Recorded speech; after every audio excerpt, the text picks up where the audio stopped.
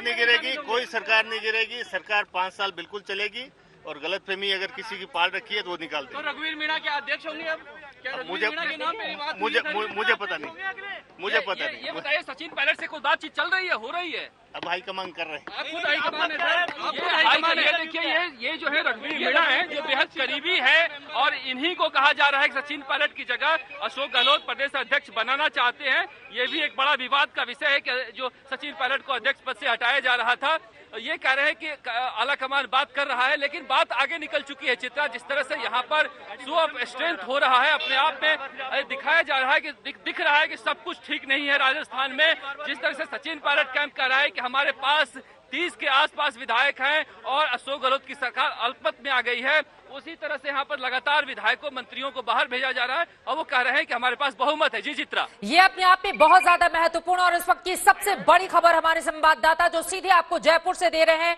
कुल मिलाकर अशोक गहलोत को अपना किला बचा पाना अब काफी ज्यादा मुश्किल लग रहा है, क्योंकि सचिन पायलट अब अपना आखिरी दांव चल रहे हैं। जल्दी से हम आपको वो आंकड़ा दिखा देते हैं। आंकड़ों का ही पूरा का पूरा गणित है राजस्थान का, और ये समझिए कांग्रेस के पास 107 मौजूदा विधायक हैं, 12 निर्दलीय और 6 अन्य का समर्थन उनको हासिल है, लेकिन बहुमत के लिए 101 सीटें चाहिए।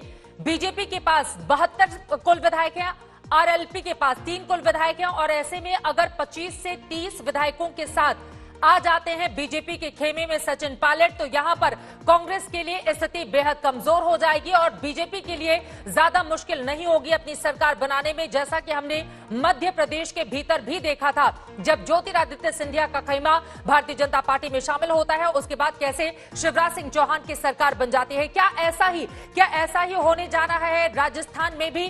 कम से कम कुल मिलाकर अभी की स्थिति यही बयां करती है। सचिन पायलट आखिरी दांव चल चुके हैं और उनकी ओर से कहा गया है कि इस वक्त मेरे पास 29 से 30 विधायक हैं जो मेरे समर्थन में पुरजोर तरीके से खड़े हैं।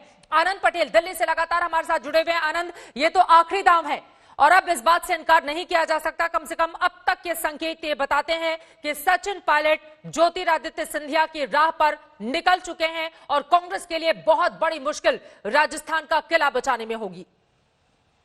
देखिए चित्रा, 3 बहुत अहम महत्वपूर्ण बातें हैं। पहला तो ये कि जो बागी विधायक हैं जो सचिन पायलट के साथ हैं, वो मेवात में रुके हैं जहां पे बीजेपी की सरकार है, तो ये पहला इशारा है। दूसरा, सचिन पायलट के दफ्तर से साफ साफ कह दिया गया है कि गहलोत सरकार अल्पमत में है। ये भाषा बहुत इंपॉर्टेंट है। अगर वो कह रहे हैं अपनी सरकार के लिए कि ये सरकार अल्पमत में है, इसके बहुत गंभीर मायने हैं।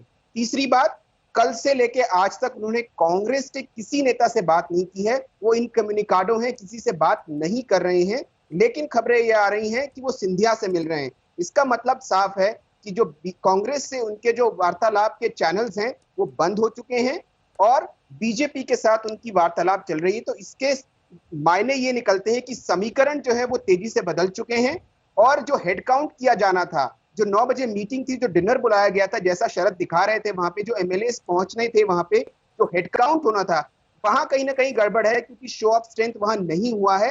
और अब 10:30 बजे कल सीएलपी की मीटिंग बुलाई है जिसमें 3 पर्यवेक्षक मौजूद होंगे जो दिल्ली से गए हैं, अजय माकन, रणदीप सुरजेवाला और अविनाश पांडे, जो खुद इंचार्ज है राजस्थान के और ऑन रिकॉर्ड कह चुके हैं कि 2 दिन से वो संपर्क कर रहे हैं सचिन पायलट से, लेकिन उनकी बात नहीं हो रही। इसका मतलब साफ है कि सचिन पायलट ने कांग्रेस के साथ जो बातचीत का चैनल है वो एकदम बंद कर दिया है। उन्होंने हालांकि वक्त मांगा था सोनिया गांधी से, लेकिन वो नहीं मिला। कहीं ना कहीं सोनिया गांधी और उनके जो सलाहकार हैं उनको ये लगा कि गहलोत सरकार बचा लेंगे, उनके पास नंबर्स हैं, लेकिन जो खबरें आ रही हैं उसके मुताबिक साफ तौर पे सचिन पायलट के पास विधायकों की अच्छी खासी संख्या है और यही वजह है कि वो बहुत कॉन्फिडेंट हैं कि वो कल सीएलपी की मीटिंग में नहीं जाएंगे और मैसेज ये कर रहे हैं उनके ऑफिस की तरफ से कि गहलोत सरकार अल्पमत में। कहीं ना कहीं मध्य प्रदेश में जो गलती की कांग्रेस आला कमान ने, वो गलती लगता है राजस्थान में भी दोहराई जा रही है। बिल्कुल, ये महत्वपूर्ण बात आपने कही आनंद, और लगातार हम यहाँ पर आंकड़ों का गणित भी दिखा रहे हैं। मुश्किलें इस वक्त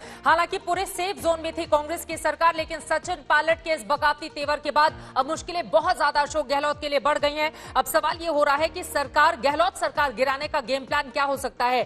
संख्या बल में मजबूत दिख रही अशोक गहलोत सरकार कैसे गिर सकती है, क्योंकि दल बदल कानून की अगर हम बात करें, कांग्रेस के 2/3 विधायक टूटना संभव नहीं, और जैसा कि जानकारी दी गई है सचिन पायलट के खेमे में अगर 29 से 30 विधायक हैं, तो ऐसे में बिल्कुल वही फॉर्मूला जैसा कि मध्य प्रदेश में अपनाया गया था, वही फॉर्मूला अपनाया जा सकता है। यानी कि मध्य प्रदेश की तर्ज पर कांग्रेस के कुछ विधायक विधानसभा से इस्तीफा दे सकते हैं और उसके बाद संख्या बल कम हो जाएगी, जिसके बाद कुछ निर्दलीय विधायकों के समर्थन के साथ बीजेपी अपनी सरकार बना। यानी कि कुल मिलाकर एमपी का जो फॉर्मूला बीजेपी का काम कर गया, वही फॉर्मूला इस वक्त राजस्थान में भी बीजेपी की टकटकी इसी पर है कि जल्द से जल्द सचिन पायलट अपने पूरे जहाज को विधायकों के साथ शामिल करा लें बीजेपी के भीतर।